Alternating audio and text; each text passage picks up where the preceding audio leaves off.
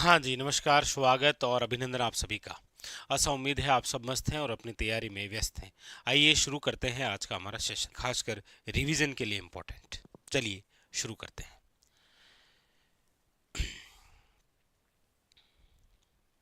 चलिए ये रहा आज के हमारे सेशन का पहला क्वेश्चन।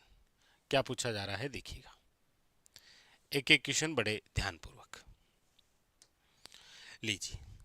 पूछा जा रहा है आपसे कि कोपेन के अनुसार राजस्थान के कौन से जलवायु प्रदेश में BSHW प्रकार की जो जलवायु है, यानी कि स्टेपी प्रकार की जो जलवायु है वो पाई जाती है। यहाँ पर जो बात है वो किसके अकॉर्डिंग हो रही है? वो हो रही है आपके कोपेन के अनुसार। आप सब जानते हैं कि कोपेन ने हमारे राजस्थान का जो जलवायु वर्गीकरण किया है, ये जलवायु वर्गीकरण किया है इन्होंने 4 प्रकार से। कितने प्रकार से विभाजित किया है? 4 प्रकार से। और इस जलवायु वर्गीकरण का जो 4 प्रकार से विभाजन किया है, इसका जो आधार है वो इन्होंने माना है किसको? याद रखिएगा, वनस्पति को।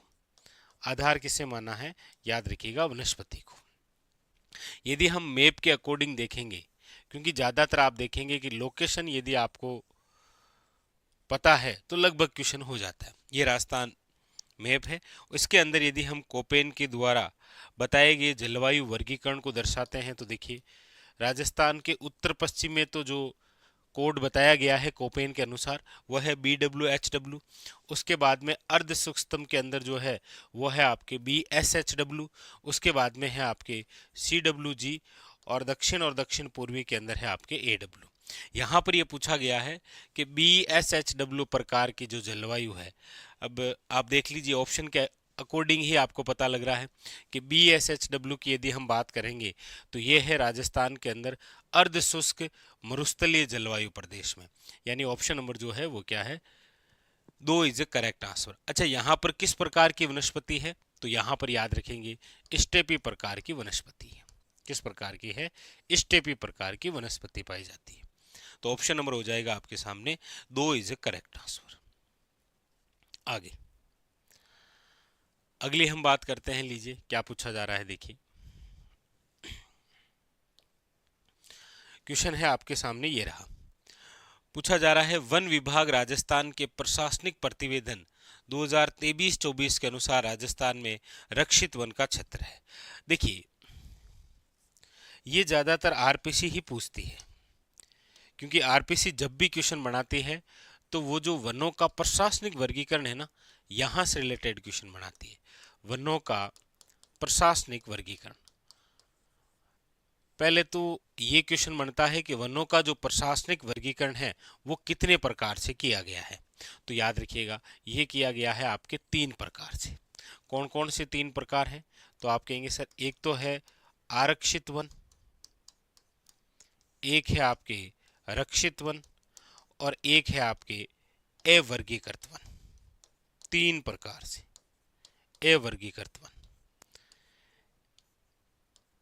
पूछा जाता है कौन सा भाग नहीं है, और ऑप्शन आते हैं आरक्षित, रक्षित, अवर्गीकृत और वर्गीकृत। तो आप कहेंगे सर वर्गीकृत जो है वो नहीं है। अच्छा, उसके बाद में अब देखिए ये जो वनों का प्रशासनिक वर्गीकरण है 3 प्रकार से, इसकी 2 अलग अलग रिपोर्टें होती हैं। एक तो जब वन रिपोर्ट आती है तब इसके डाटा आते हैं, और एक आर्थिक सर्वे के अकॉर्डिंग। आगामी एग्जाम के लिए इंपॉर्टेंट मानेंगे तो वनों का जो प्रशासनिक वर्गीकरण है, यदि मैं राजस्थान के आर्थिक सर्वे के अकॉर्डिंग आपको बताऊं, आर्थिक सर्वे 2025-26 जो नवीनतम है, इसके अकॉर्डिंग यदि हम बात करेंगे, और इसके अकॉर्डिंग यदि आपसे पूछा जाए कि राजस्थान में आरक्षित वन जो है वो कितने प्रतिशत है, तो याद रखिएगा वो है 36.94%। 36.94% जो है वो क्या है? आपके आरक्षित वन है, याद रखिएगा। जबकि रक्षित वन जो है वो है आपके 56.54%, और अवर्गीकृत जो वन है वो है आपके 6.51%। ये बिल्कुल नवीनतम डाटा है, और वो भी आर्थिक सर्वे के अकॉर्डिंग। तो आपके सामने पूछा जाएगा। अच्छा, एक क्वेश्चन ये भी बनता है कि वनों का प्रशासनिक वर्गीकरण निम्न में से सर्वाधिक किस प्रकार के वन हैं? तो आप याद रखेंगे रक्षित वन। और यहां पर ये जो पूछा गया है इसका जो राइट आंसर है वो है आपके ऑप्शन नंबर 4। आप ये जरूर याद रखेंगे आर्थिक सर्वे के अकॉर्डिंग। ठीक है जी, चलिए आगे। अगला है आपके सामने एरिडोसोल जो मिट्टी है वो राजस्थान के निम्न में से कौन से जिला युग में पाई जाती है? देखिए ये भी आपके मिट्टियों का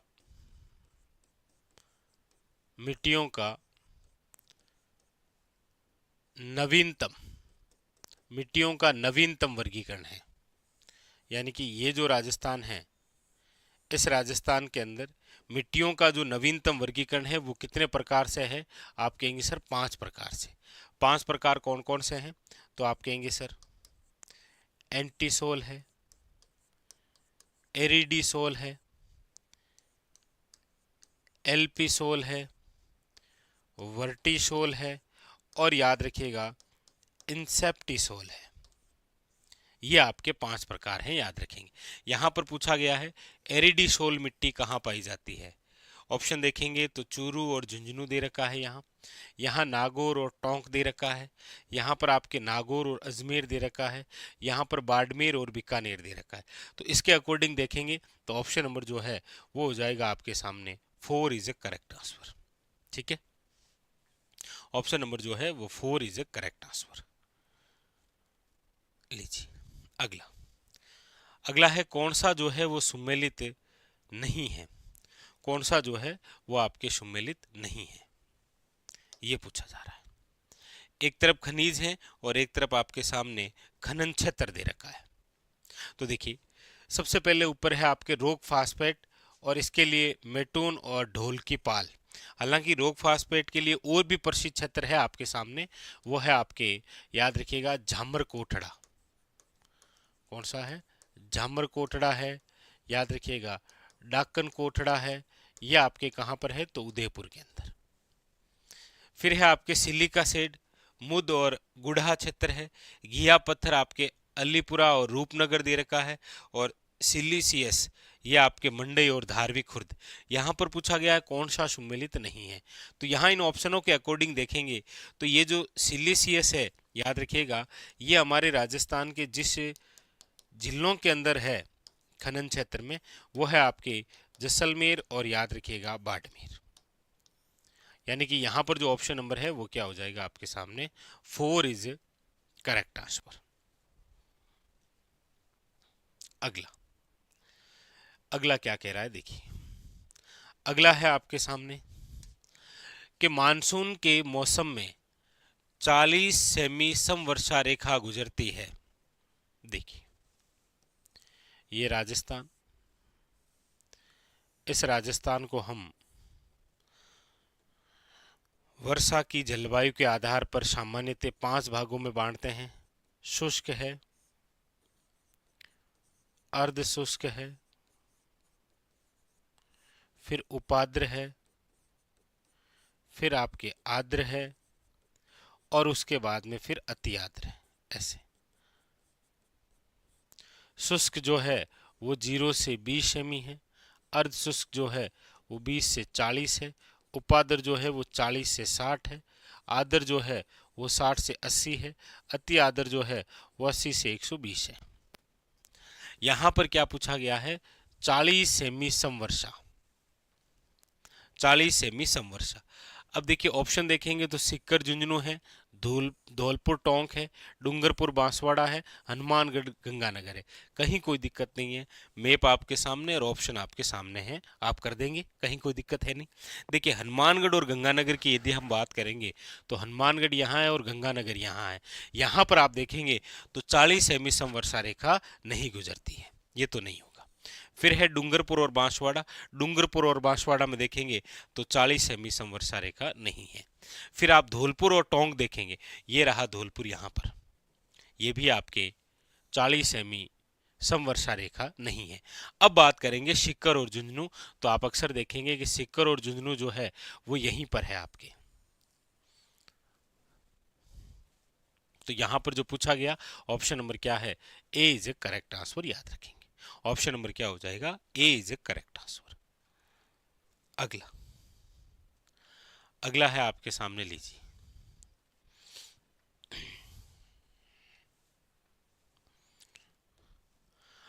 पूछा जा रहा है राजस्थान की ग्रामीण साक्षरता दर थी। यहां पर बात हो रही है साक्षरता की। देखिए साक्षरता के अंदर यदि हम बात करें राजस्थान की साक्षरता, तो राजस्थान की जो साक्षरता है वो तो है आपके 66.1%। अब राजस्थान के अंदर अलग से हम बात करें ग्रामीण साक्षरता की, तो ग्रामीण जो साक्षरता है वो है आपके 61.4% यहाँ।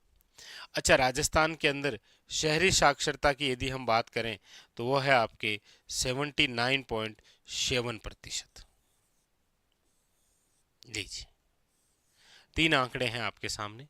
राजस्थान की पूछे तो आप कहेंगे सर ये रही, शहरी पूछे तो ये रही, ग्रामीण पूछा गया है तो ये रहा। यानी ऑप्शन नंबर जो है वो क्या हो जाएगा, 3 इज ए करेक्ट आंसर, याद रखेंगे। अच्छा, 2011 के अनुसार साक्षरता की डेफिनेशन भी क्या है, तो आप कहेंगे सर 7 वर्ष या फिर 7 वर्ष की आयु से अधिक वाले व्यक्ति जो पढ़ना और लिखना जानते हैं उन्हें हम साक्षर कहते हैं। ठीक है जी, आगे अगला है, लीजिए। अगला है, क्या पूछा जा रहा है, देखिए पूछा जा रहा है आपको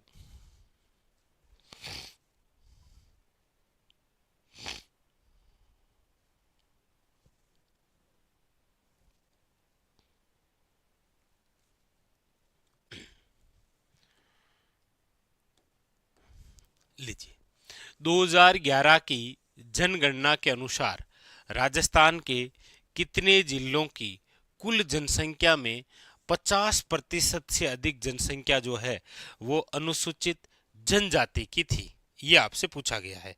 बताइएगा क्या पूछा गया है आपसे। आपसे पूछा गया है आपके सामने कि राजस्थान के ऐसे कितने जिले हैं जहां पर जो कुल जनसंख्या है उस कुल जनसंख्या में से 50% से अधिक जनसंख्या जो है वो आपके अनुसूचित जनजाति की है। तो आप कहेंगे सर हमारे राजस्थान में ऐसे 2 ही जिले हैं, ऐसे 2 ही जिले हैं जहां पर जो है कुल जनसंख्या है उस जिले की, उसमें 50% से ज्यादा जो है वो क्या है, अनुसूचित जनजाति। वो 2 ही जिले हैं, एक तो है आपके सामने बांसवाड़ा और एक है आपके सामने, याद रखिएगा, डूंगरपुर। यानी यहां जो ऑप्शन नंबर है वो क्या हो जाएगा, याद रखिएगा, ए इज ए करेक्ट आंसर। कितना हो जाएगा, ए जो है वो क्या है, करेक्ट आंसर, याद रखेंगे। ठीक है, 2 जिले। अगला क्या पूछा जा रहा है, देखिए पूछा जा रहा है 20वीं पशु गणना के अनुसार राजस्थान किस पशुधन समूह में देश में प्रथम स्थान रखता है। बताइए, देश में जो है वो अपना प्रथम स्थान रखता है। हम अक्सर पढ़ते हैं राजस्थान के अंदर जो पशुधन की हम बात करते हैं तो आप देखेंगे जैसे आपके सामने देखिए बकरी है, ऊंट है,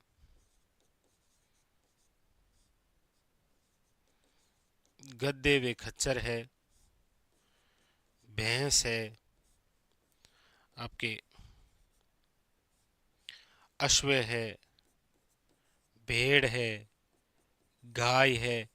इसमें से अक्सर आपको पूछा जाता है कि कौन से पशुधन के अंदर राजस्थान जो है वो देश में कौन कौन से पशुधन में कौन कौन सा स्थान रखता है। जैसे ये तो आप याद ही रखेंगे कि बकरी, ऊंट, गद्दे व खच्चर, इसके अंदर याद रखिएगा राजस्थान जो है वो देश के अंदर प्रथम स्थान पर है। और यही क्वेश्चन आपके सामने पूछा गया है कि यहाँ पर राजस्थान जो है वो देश में प्रथम स्थान रखता है कौन कौन से पशुधन में। तो याद रखिएगा वो है बकरी, ऊंट और गद्दे। इसके अंदर जो है वो राजस्थान क्या करता है, टॉप।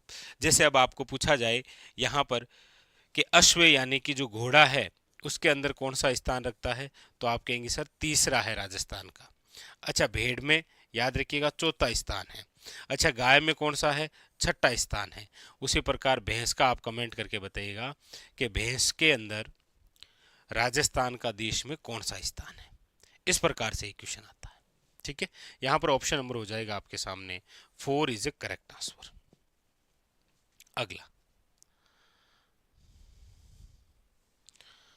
अगला क्या पूछा जा रहा है देखिएगा, दिख रहा है आपको, ठीक है। राजस्थान के निम्नलिखित स्थानों पर विचार कीजिए और उपयुक्त में से कितने स्थानों पर सोलर पार्क जो है वो स्थापित है। सोलर पार्क कहां कहां पर है देखिए, पहले स्थान दे रखा है देवगढ़। देवगढ़ की बात करेंगे तो आप कहेंगे सर यहां पर जो है वो पवन ऊर्जा संचालित है। ठीक है, सोडा जैसलमेर की यदि हम बात करेंगे तो आप कहेंगे सर यहां पर सौर ऊर्जा संयंत्र है। क्या है, सौर ऊर्जा संयंत्र। भड़ला की यदि हम बात करेंगे तो आप कहेंगे सर सबसे बड़ा सोलर पार्क जो है वो यहीं पर स्थापित है आपके भड़ला। फिर फतेहगढ़, यहां पर भी याद रखिएगा सोलर पार्क है। तो यहां पर पूछा क्या गया है कि सोलर पार्क कहां कहां पर है, तो आप कहेंगे सर यहां पर यदि सही उत्तर का चयन हम कूट के आधार पर देंगे तो इसका जो राइट आंसर है वो होगा सी और डी, यानी कि ऑप्शन नंबर जो है वो क्या हो जाएगा, 2 इज ए करेक्ट आंसर। बाकी सोडा जैसलमेर जो है वहां पर भी सौर ऊर्जा संयंत्र है, लेकिन यहां ऑप्शन के अकॉर्डिंग आप देखेंगे ऑप्शन नंबर जो है वो क्या होगा, 2 इज ए करेक्ट आंसर, याद रखिएगा। ठीक है, भड़ला सबसे बड़ा सोलर पार्क है। भड़ला आप सब जानते हैं वर्तमान जिस जिले में आता है वो जिला है, याद रखिएगा, फलोदी। ठीक है, अगला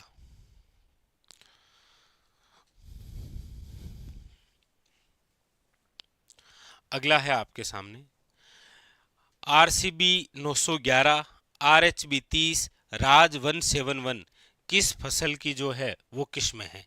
गेहूं की है, मक्का की है, बाजरा की है या जौ की है। तो आप कहेंगे सर RCB 911, RHB 30, राज 171 किस फसल की किस्में हैं, तो आप कहेंगे सर ये है आपके सामने बाजरा की, याद रखिएगा। ऑप्शन नंबर जो है वो क्या है, सी इज ए करेक्ट आंसर, यानी 3 नंबर। मक्का की ज्यादातर आती है एग्जाम के अंदर, याद रखेंगे, आपके पूछी भी जाती है। माही धवल और याद रखिएगा माही कंचन, ये तो किसकी है, मक्का की। ये आप कमेंट करके बताइएगा कि माही सुगंधा वे चंबल जो है वो किस फसल की किस्में हैं। यहां पर आप गेहूं के बारे में भी याद रखें, ये भी पूछा गया भाई, सोनालिका है, सोना कल्याण है, ये इस प्रकार से नाम देकर आपको पूछता है। यहां पर हो जाएगा 3 इज ए करेक्ट आंसर। अगला है आपके सामने, लीजिए। भारत में बाजरा उत्पादन में राजस्थान का कौन सा स्थान है, और यहां पर तो चलो 2022 और 23 के अकॉर्डिंग है, लेकिन वर्तमान यदि हम आर्थिक सर्वे की बात करते हैं, आर्थिक सर्वे के अकॉर्डिंग 2025 और 26 के अकॉर्डिंग, तो आप कहेंगे सर बाजरा के उत्पादन में राजस्थान जो है वो, याद रखिएगा, राजस्थान जो है वो देश में टॉप करता है। और बाजरा के उत्पादन में याद रखिएगा राजस्थान का देश में जो योगदान है वो भी है आपके 41.34% योगदान है। ये भी आप जरूर याद रखें। इसीलिए अक्सर आप पढ़ते हैं कि राजस्थान को जो है वो बाजरा प्रदेश के नाम से भी जाना जाता है। तो पहला स्थान है। अगला है आपके सामने, लीजिए। पूछा जा रहा है कि निम्नलिखित में से किस सिंचाई परियोजना में केवल ड्रिप एवं फव्वारा सिंचाई पद्धति का प्रावधान है, यानी हमारे राजस्थान की वे कौन सी पहली सिंचाई परियोजना है जिससे सिंचाई पद्धति जो है वो क्या है आपके ड्रिप एवं फव्वारा पद्धति। तो आप कहेंगे सर हमारे राजस्थान की पहली ऐसी सिंचाई परियोजना जिससे सिंचाई सुविधा जो है वो ड्रिप और फव्वारा पद्धति से है, वो है आपके याद रखिएगा नर्मदा नहर परियोजना। और हमारे राजस्थान के अंदर यदि हम इसकी बात करें तो लाभान्वित जो जिले हैं वो आपके सामने हैं बाड़मेर और याद रखिएगा जालौर, दो ही जिले लाभान्वित हैं। इसकी जो कुल लंबाई है वो तो है 532 किलोमीटर, लेकिन राजस्थान के अंदर नर्मदा नहर की लंबाई है याद रखिएगा 74 किलोमीटर। तो यहाँ पर जो पूछा गया ऑप्शन नंबर क्या हो जाएगा आपके सामने 4 इज अ करेक्ट आंसर, याद रखेंगे। अगला है आपके सामने, लीजिए पूछा जा रहा है राजस्थान में जेट्रो यानी कि जापानी जो बाह्य व्यापार संगठन है अपना पहला औद्योगिक क्षेत्र कहां पर स्थापित किया है। बहुत अच्छा क्वेश्चन। राजस्थान में जेट्रो द्वारा अपना पहला औद्योगिक क्षेत्र कहां पर स्थापित किया? सीतापुरा है, भिवाड़ी है, गिलोट है या निमराना है? तो आप कहेंगे सर ये है आपके निमराना में। निमराना याद रखिएगा जो पहले अलवर जिले का भाग था, वर्तमान के अंदर ये कोटपुतली बहरोड में आता है। पहले ये अलवर जिले में, वर्तमान में किसके अंदर है? कोटपुतली बहरोड में, याद रखिएगा। ऑप्शन नंबर जो है वो क्या है 4 इज अ करेक्ट आंसर, याद रखिएगा निमराना। यहीं पर आपके पार्ले बिस्किट बनाने की फैक्ट्री है, Parle biscuit factory. Option number है 4। अगला है आपके सामने, लीजिए सूची फर्स्ट का सूची सेकंड से मिलान करना है हमें। सूची फर्स्ट का सूची सेकंड से मिलान करना है, ठीक है। ये एक तरफ है आपके कंजर्वेशन रिजर्व यानी संरक्षित क्षेत्र, और एक तरफ वो संरक्षित क्षेत्र कहां पर है ये आपसे पूछा जा रहा है। जैसे देखो उमेदगंज पक्षी विहार जो है ये आपके कहां पर है? तो आप कहेंगे सर कोटा के अंदर है। रणखार आप सब जानते हैं राजस्थान का 16वां बना था, ये चित्तलवाना तहसील के अंदर है जालोर जिले में। खिंचन की बात करेंगे तो देश का प्रथम कूर्जा कंजर्वेशन ये है, ये आपके वर्तमान फलोदी जिले में आता है। बालेश्वर की हम बात करेंगे तो ये सीकर जिले में है, सीकर जिले के अंदर नीम के थाना में, याद रखेंगे। तो एग्जाम के अंदर ये कंजर्वेशन रिजर्व या संरक्षित क्षेत्र जो है ये आता ही आता है आपके, ठीक है जी। चलिए, तो ये था आज का हमारा सेशन जहां पर हमने इन सभी क्वेश्चनों को लेकर चर्चा की। मिलते हैं इसी प्रकार। अब लगातार जो है विधिवत रूप से वो आरपीसी द्वारा जो एग्जाम कंडक्ट करवाए गए हैं उनमें जो राजस्थान जीके के क्वेश्चन आए हैं उनका हम करेंगे सोल्यूशन, ठीक है। चलिए, तो फिलहाल आज के लिए इतना ही। मस्त रहिए और अपनी तैयारी में व्यस्त रहिए। धन्यवाद।